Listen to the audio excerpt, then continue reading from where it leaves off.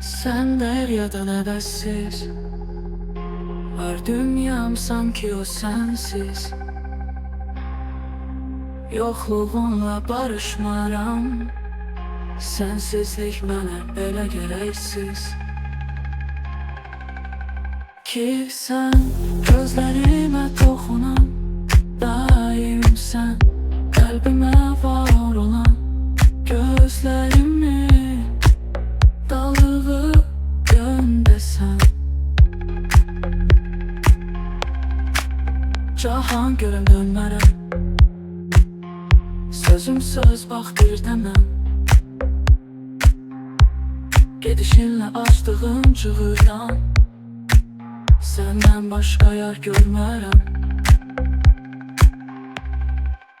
Elə bilməzsən sensizlik yar olan mənə, son ümid sözüm var yada gələ. Ömrüm günüm dəst edircəsinə, son dilə gözlərin gizlətmə mənə.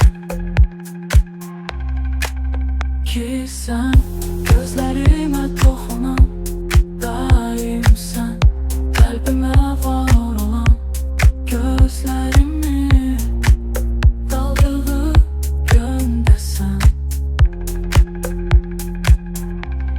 Sen deryadan nefessiz, var dünyam sanki o sensiz. Yokluğunla barışmaram, sensizlik bana ele gereksiz.